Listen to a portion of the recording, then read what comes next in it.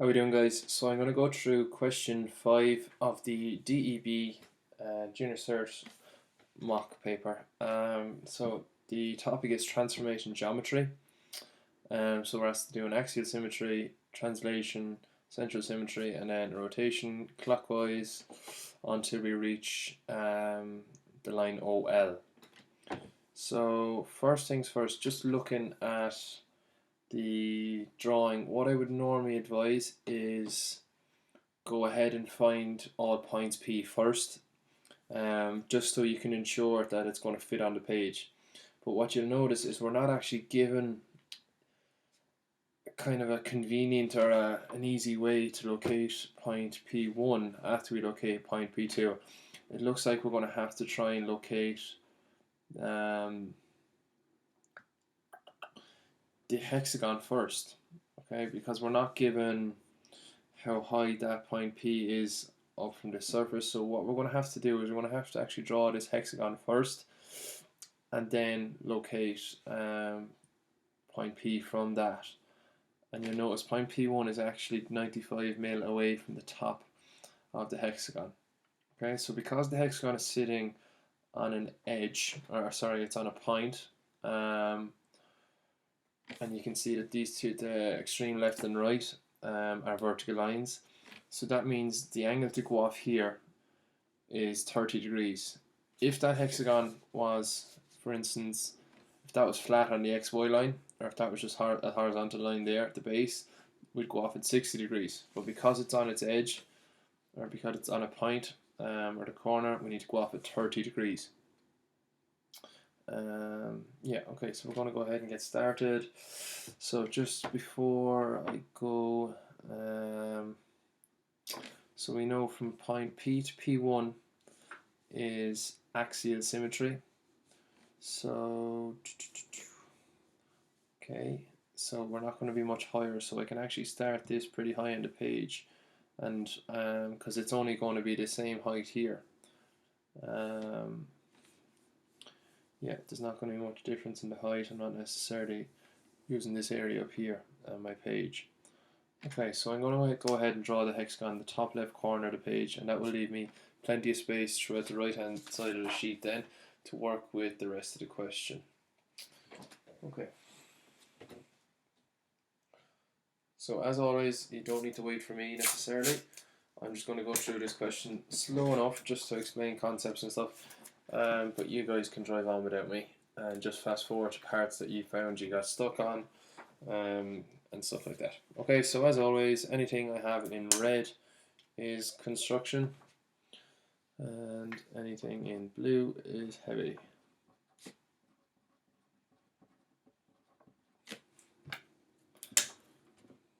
Or black, sorry, I said blue there, didn't I? Anything I have in black is heavy.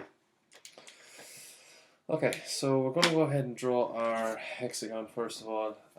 So it has a side length of 36. So I'm just going to start at about there. Yeah, that should do us. Lovely. And side length of 36. So I just come along and measure 36 along one of them. And I'm actually just going to use my compass to find the rest of them, because I find that far more accurate.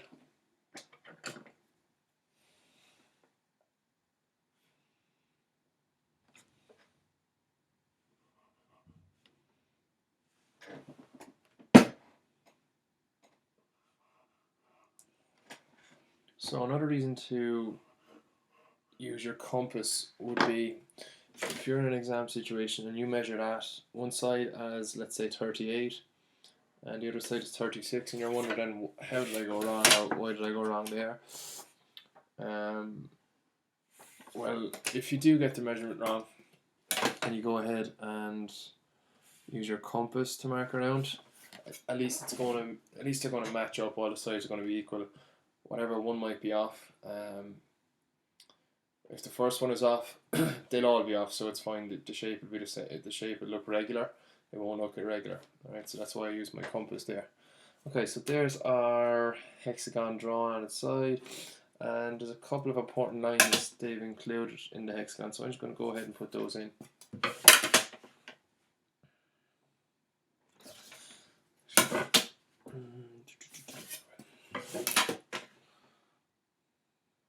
Okay, so I'm starting off nice and light first. I'm not after committing to anything yet.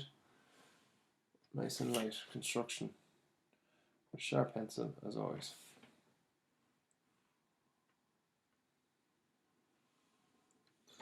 Sorry, it's a bit tricky with the fine liners.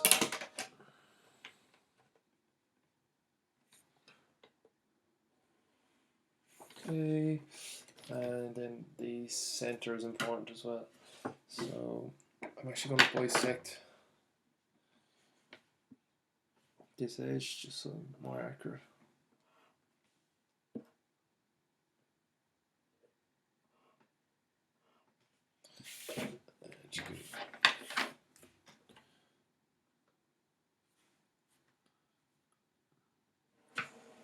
Okay, and it's the center line, and there's also a arc which goes from here like that.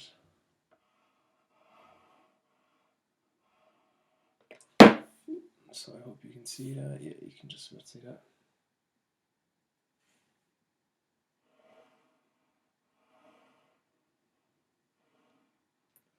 Okay.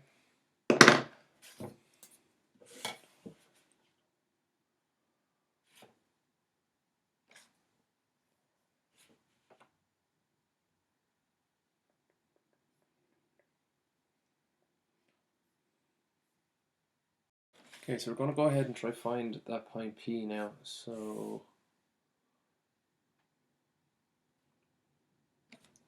we're told where the arc meets that center line, to bring that vertically up, and then it's 25 mil above that center there. So come on, I'll just measure 25. And then, so there we have it, there's point P. So I'll just put that in. That's point P. Lovely. And I'll just go ahead and put in the rest of this object in heavy.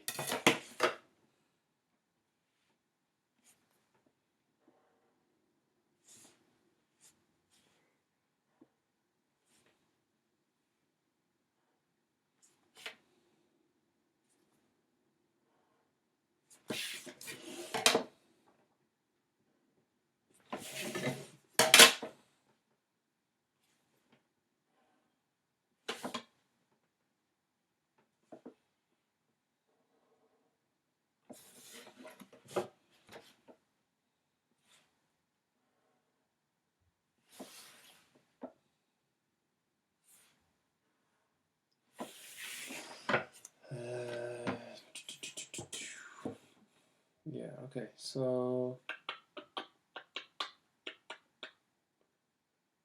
yeah, I'm pretty happy with that. There we go. Alright, so there's the hexagon with a bit of a chimney, and we have the center part of the film as well. Okay, so I'm going to go ahead and I'm going to find the rest of the points, the rest of the P. So P1, so we're told is 95 horizontally from the top of the hexagon. Now it's not out from point P, so be careful of that.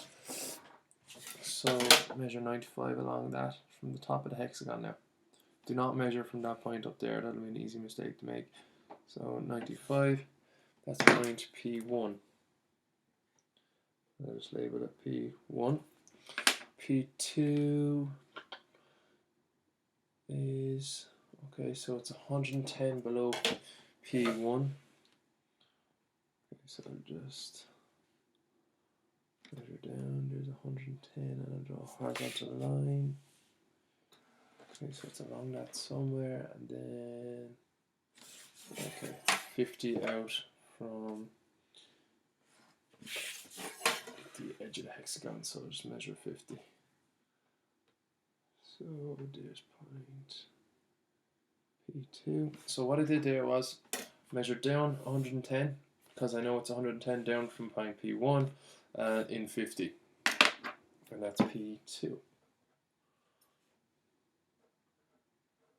Okay. P3 is 86 across from P1. Just bring that so I can measure along it. So 86, and then it's 60 down from there. So I'll just come down 60. Lovely. So there's there at the end of that line, and that's P3. Lovely. Looking good for space wise. So there's P3, and then your point O is 150 away from P2, so I'll just measure that. So it's 150 away from P2, and then it is down 30 from P3. So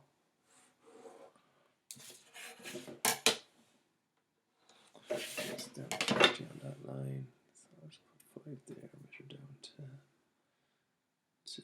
Same job. Right, so that's your point O. And we know it's at 25 degrees, so I'll just measure off 25 degrees using my protractor.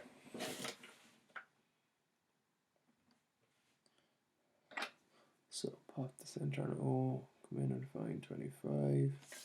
There it is there, and it is just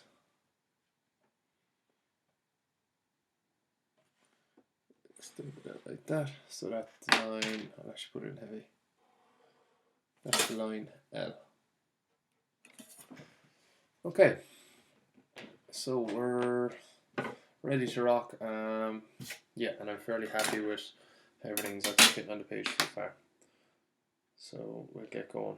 So from P to P1, we're asked to do a axial symmetry. So first things first, you need to join P to P1. Right, so we need to locate our axis. Okay, is that right now? That's going to be very tight, isn't it? Should be right. So we're going to bisect that line because we want to find our axis, and we know it's going to be halfway. So scribe an arc above the line, below the line, and you want to join them. Oh, lovely. Right, so that's our axis there. So you can actually use that line that we used to bisect as our axis. I'm actually going to put that in a different color just so it stands out, so I put it in blue first. Okay, so that's our axis.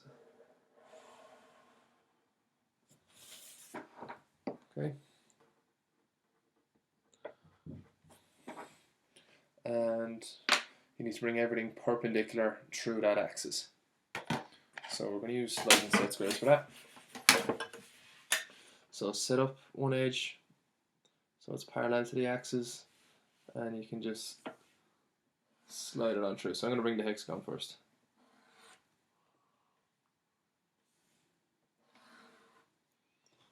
Okay, nice and light with a sharp pencil.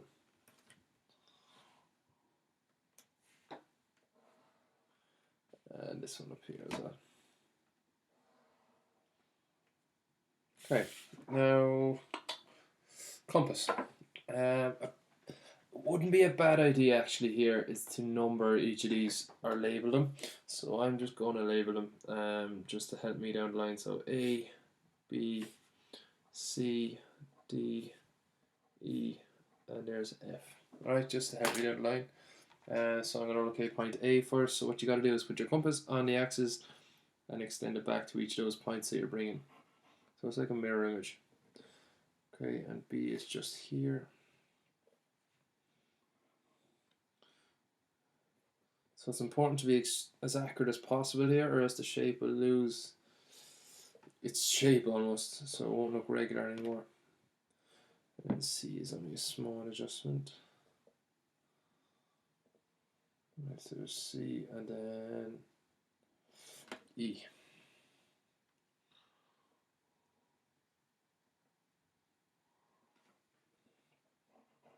And then last but not least, D. Whoa.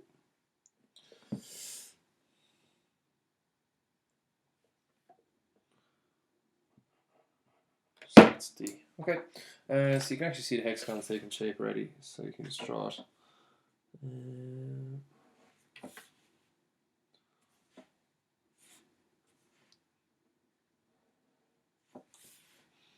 So as I said, a sharp pencil here will make accuracy far better down the line.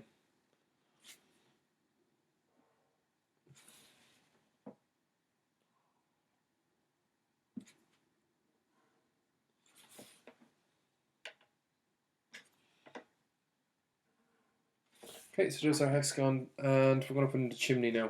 So I'm going to label that as well. So we have A to F already. So A, B, C, D, E, A, B, C, D, E, F, G for that center part there,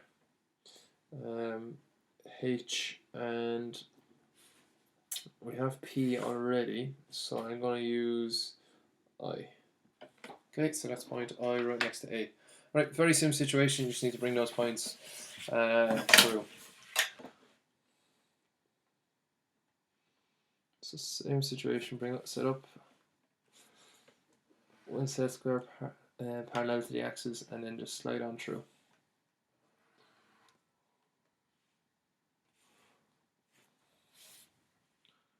So, okay, and there's G. Okay, so some of them are actually in contact with the hexagon already, so I can actually find them without using my compass. So there's G, and there's I, P is given to us, and I just need to find H. So I'll just measure back to H, and there it is there. H, there's I, and we can just join the dots.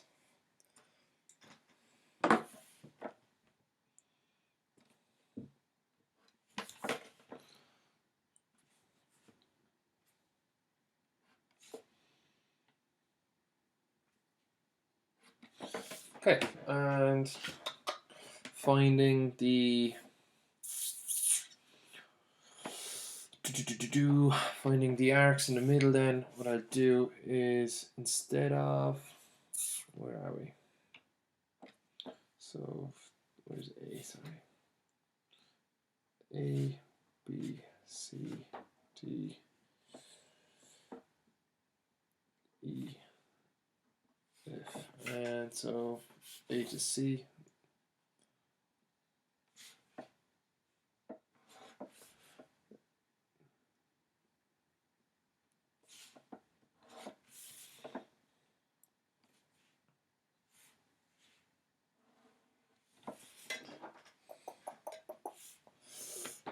And the center again. So I'll bring that through.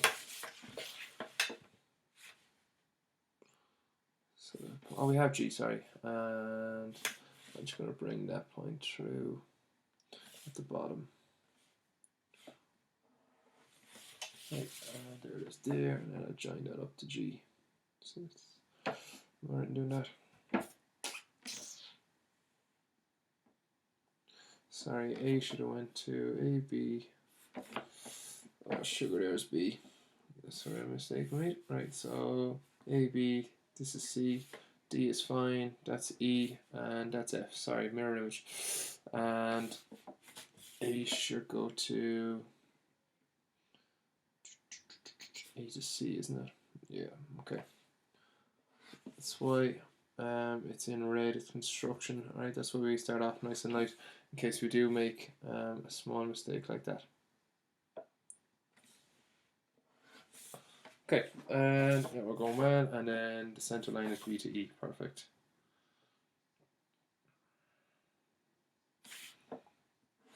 Right, I'm just going to put in the arcs now.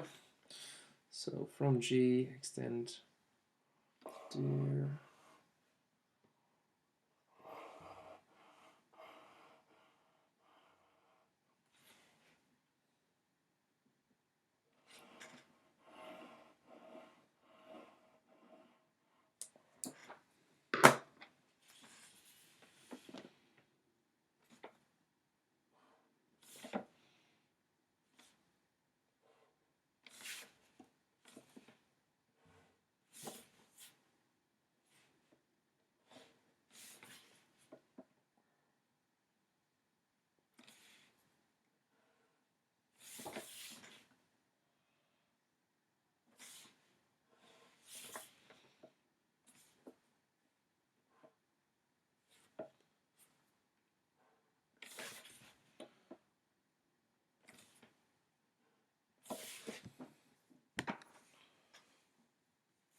Okay, that's the axial symmetry done. Right, translation P1 to P2.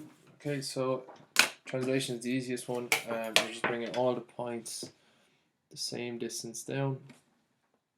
Okay, so there's P1. So that's a very important length, that P to P1. Right, and everything is going parallel to that line. So set up your set square, and then you can bring all your points down. So I'm going to set up this nice and accurate so we can bring it properly.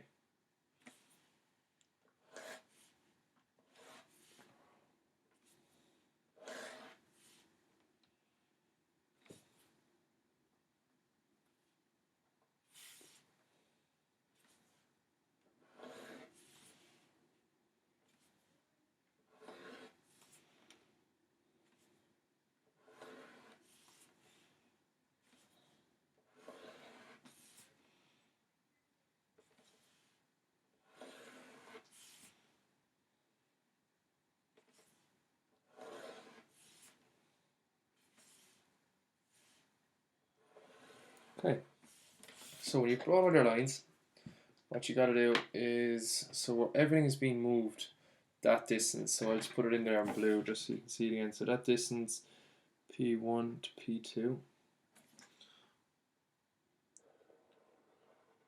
So that distance there is very important for us. So you need to get that on your compass. So this is the translation, yeah, P1 to P2. So everything is being moved that distance. So see, I set up the distance P1 to P2 on my compass, and everything is being moved that distance. So just work your way down through each of the points.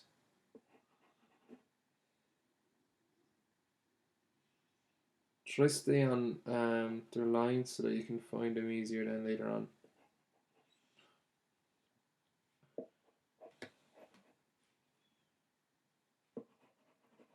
Yeah, I actually see the objects start to come together without even having to look closely.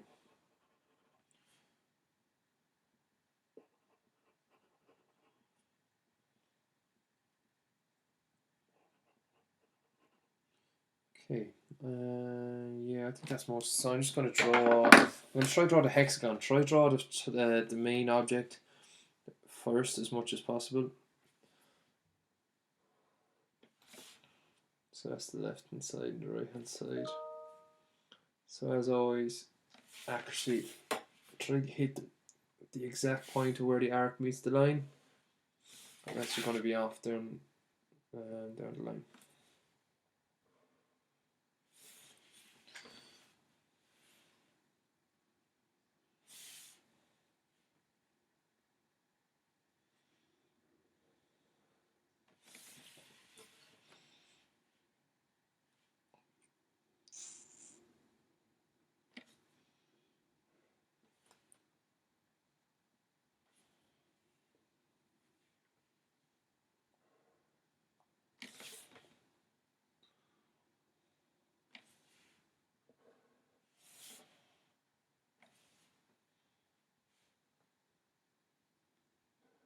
Okay, so translation is one of the easier ones. We shouldn't have much difficulty with the translation one. So now I'm just going to put in the arcs. So we have G. I just want to find that point, the center down here, and there you go.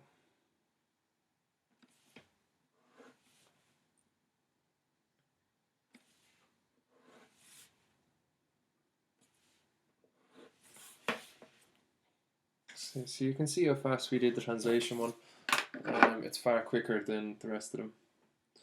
It is the easiest one. So just put in your arcs. So if you find these arcs are starting to get a bit, I don't know, off by a couple of mil, don't worry. You will get your full marks in an exam. Once you're showing the right procedure and you're showing you're doing the correct procedures, you should be fairly okay, right? And mine's going to be a bit off because when you use fine liners, they're much thicker than a pencil, whereas yours should be a bit more accurate. But look, I'm only here to show you how to do it.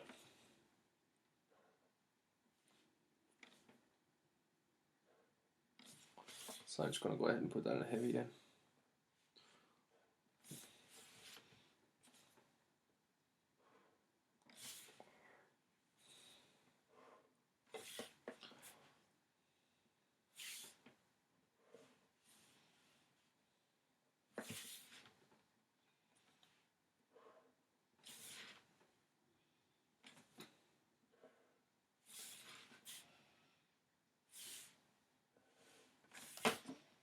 Okay, next step, we're going from P2 to P3, and yeah, it's through central symmetry. So very similar to the axial symmetry, join the two, and we have to bisect. So bisect P3 and P2, square an arc either side of the line greater than halfway, go to the other side of the line, and square an arc to intersect those two. Perfect. And you need to join those arcs then to find that center. So a little mistake here would be to use P3 as your center of symmetry, whereas you got to find that. Okay, so I'm just going to highlight there for us. So I'm going to label that. I'll just put a C there. So that's our center of symmetry. So we need to bring all these points through point C. So what I'm going to do again is I'm going to label, because this one can get a bit tricky.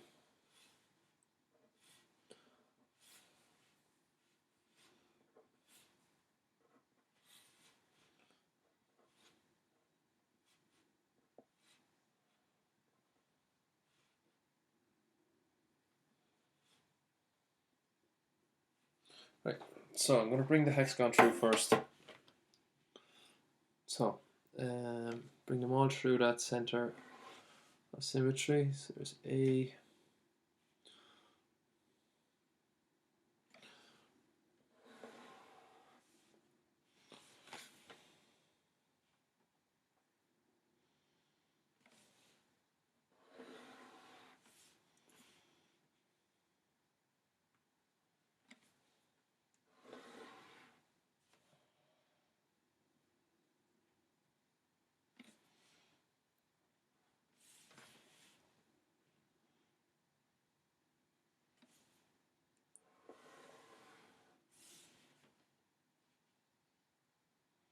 so it is very important to label for this one, because you can see it's kind of hard, or it's very hard to track the lines. So yeah, I'll bring G through as well.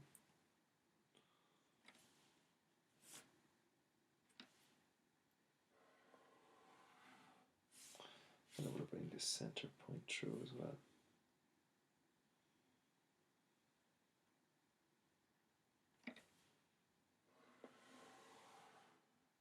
Okay. Now the fun part of locating these. So on your compass, so basically I'm going to try to find the main hexagon first. I'm going to find point A first, putting this sharp point to my compass on C, my center of symmetry. Extend it back to A. Try keep an eye on A. Now it's going to be hard with these fine letters because they're a bit thicker. So you can sometimes use your set square. So there's A there. And B. So same situation, you want to extend back to B. And there you can see the line there. Right, so if you want to use your set square, by all means do. It'll help. Similar situation with C. So there's the line C, but we're going to have to extend that line on, so we'll do that quickly.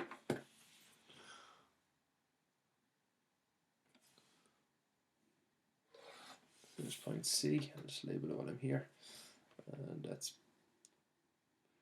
B and A. Right, point D. So I'll just set it up so I'm going through it.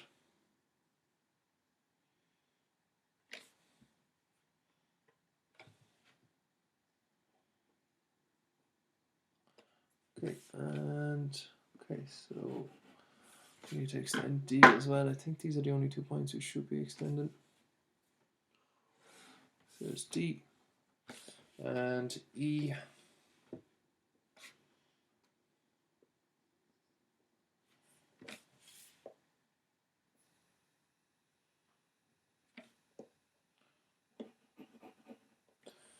C, E, and last but not least, F. So you can see how the set square can help if you just set it up again. Just set it up so it's resting on the line, and then it'll help you find it so you're not there wasting time trying to find these points. Right, I'm going to go ahead and draw this while it's here.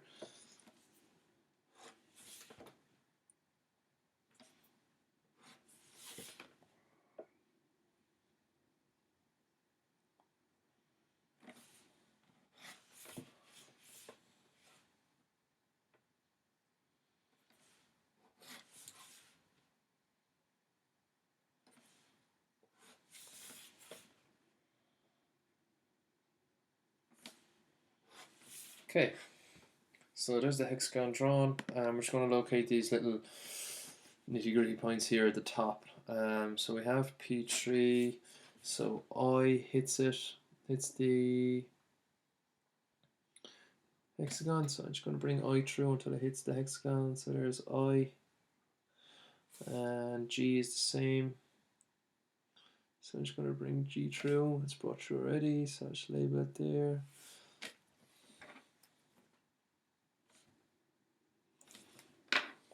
And this center down here as well. See, now that's going to have to be extended.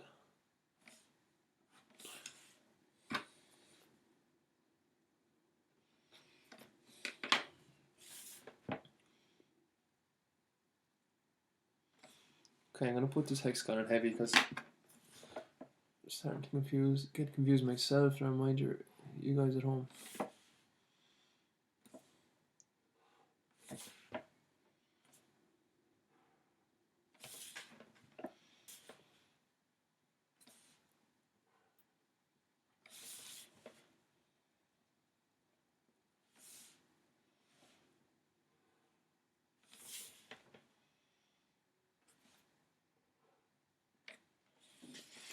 So that point H I need to find.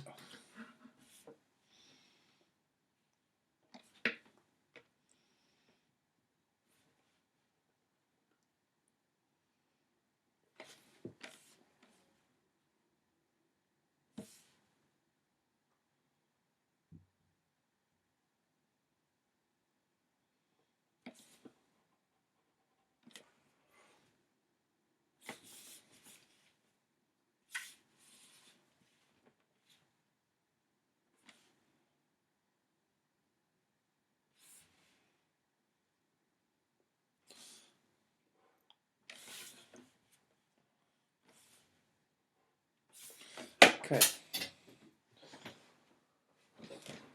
So that would have been tricky enough if we didn't label. So that's why I'm saying the importance of labeling for this question, for this part of the question alone. All right. So now find the center or those arcs. So again, A to C, wasn't it?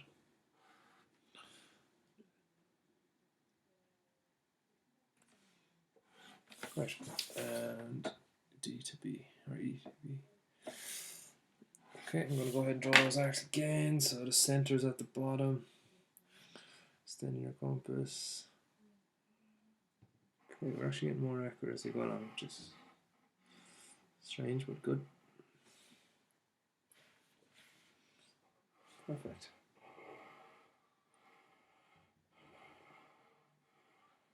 So I'm just trying to put it in heavy so you guys can see it at home.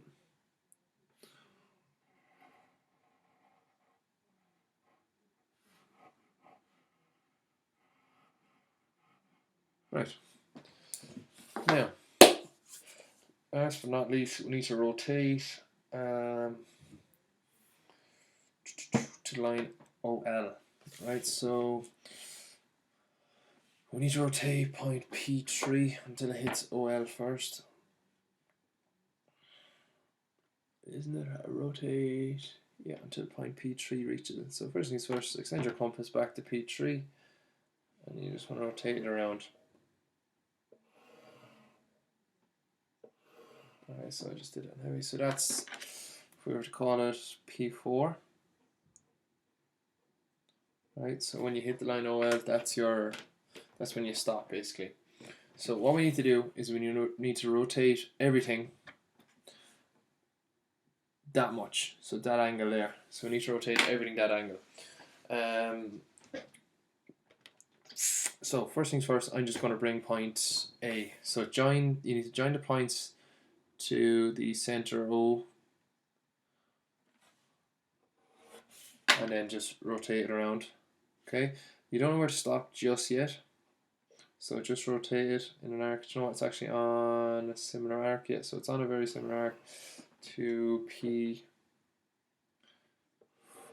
Right. So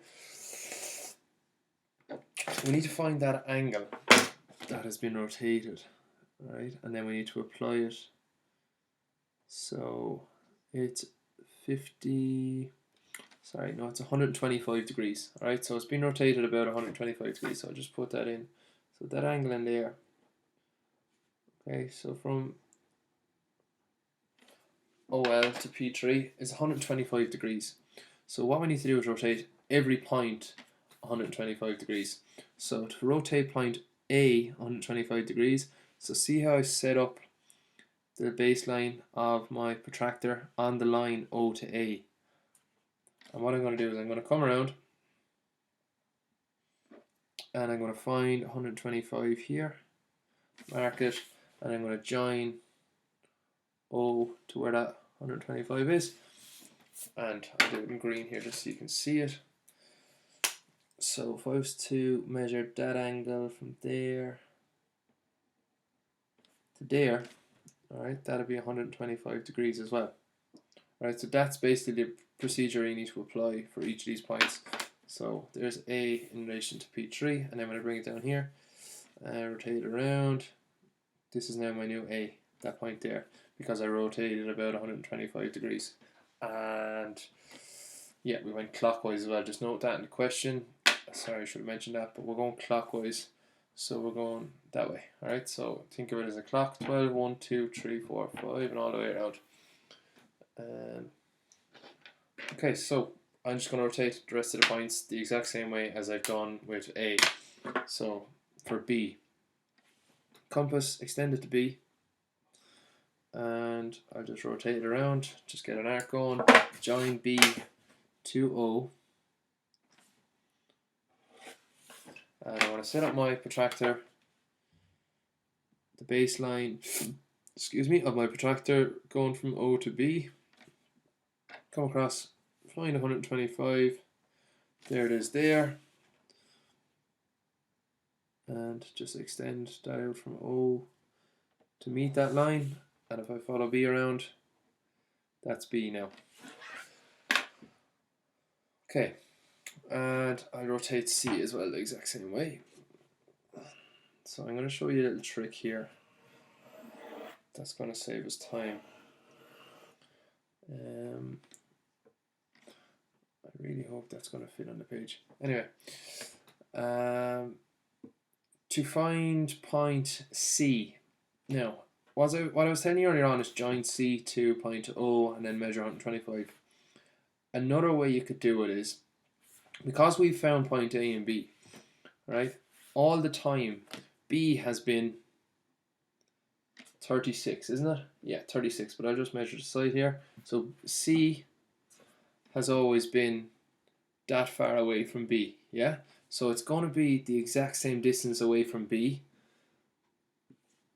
for down here as well. So I rotate it around, take that distance, bring it to B, and if I scribe an arc where it meets that rotation, that is your point C. So I'll just show you how it works with the 125 as well. So join C to the center, bring in your protractor. If you find this the quickest way for you, by all means do, because the other way can get a bit confusing. Down here to find 125, and what you'll find is O, when you can bring it out to 125, meets where those two arcs were. So see where those two arcs meet here? That is point C. Okay, point D, rotate it around.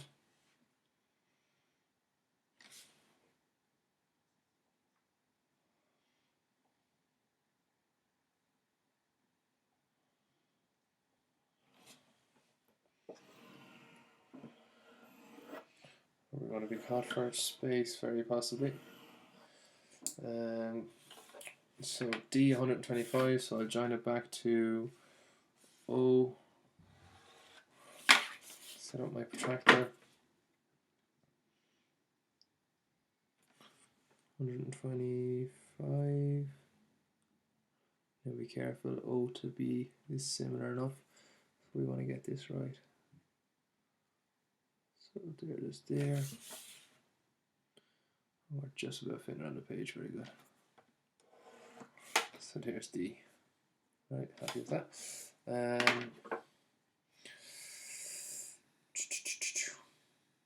Hopefully E fits as well. If not, we won't worry about it. Right, so that's D found. Now we're going to rotate E around. No, okay, E's not going to fit on the page. I'll just show you, but if that happens in an exam, what you can do is just add a piece of paper in here. I'll actually do it just. So you can just add a piece of paper, just like that, and just tape it on while you're working on the question.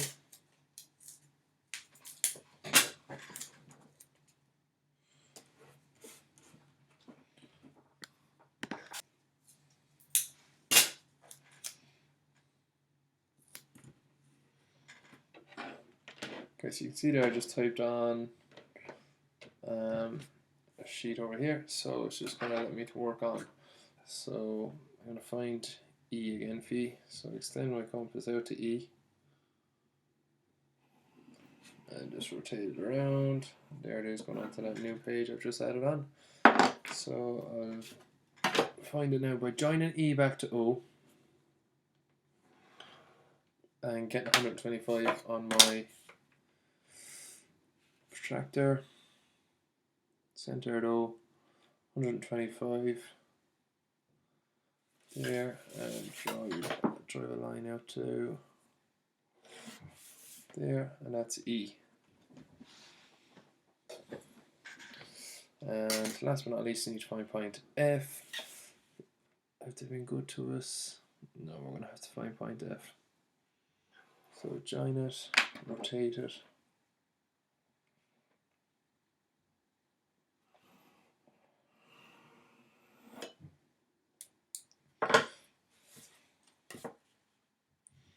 So there's the baseline at F, O to F.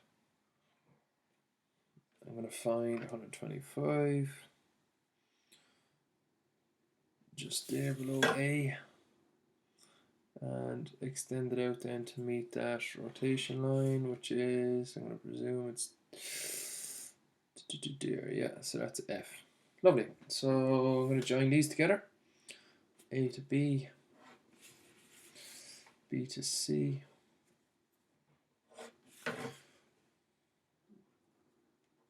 So we're nearly there, and we're coming up to 37 minutes I am, which is slow enough. You will be doing it a lot faster. Okay, so you obviously won't have to explain different concepts or do an intro or anything like that, so you'd obviously have this question done a lot quicker than me. So there's just one more point we're going to have to find, which is that point H. So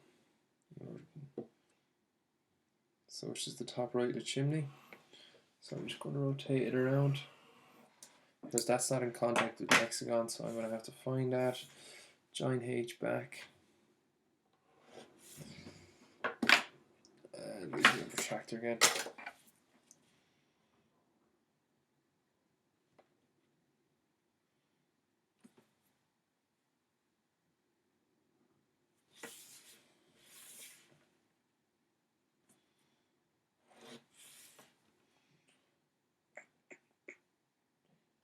There's the that's point H there.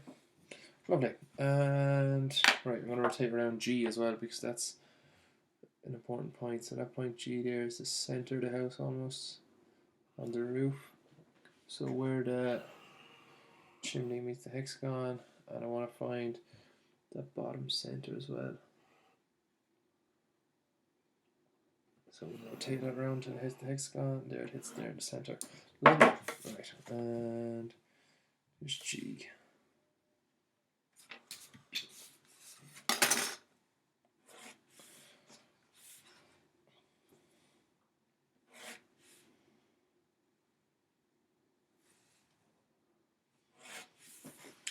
F goes to D.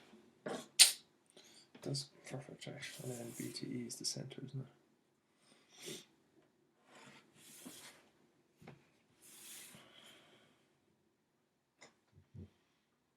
Sorry, I'm forgetting that little point here on the chimney.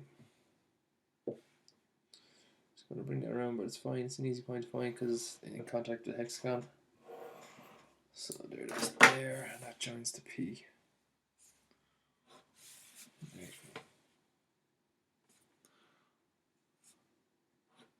Right, and then the two arcs, and we're done. I'll just put it in heavy.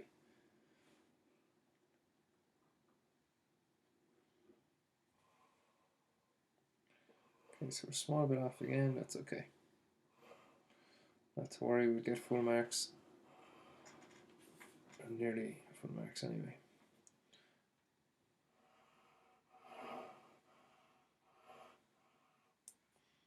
Okay, so once you can show the examiner you know what you're doing, you get most marks. Don't get too upset in an exam, just keep driving on, keep showing them what you know. Alright, that's what they're there to look at, is what you do know, not what you don't know.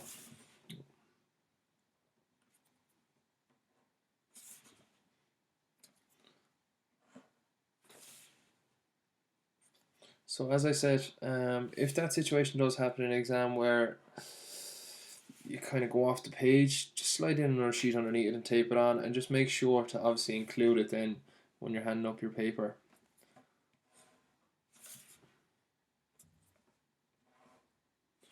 And there you have it. And there's the question completed. So we went from axial symmetry to translation, central symmetry, and then down to rotation.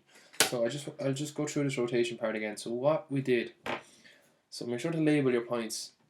So what colours have I? Brown probably won't come out very well, but blue maybe. Alright, so to find point A, or I'll show you how I found point A. So I join point A to O.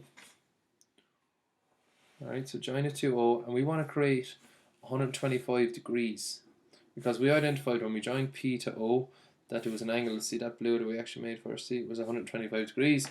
So everything needs to be rotated clockwise 125 degrees.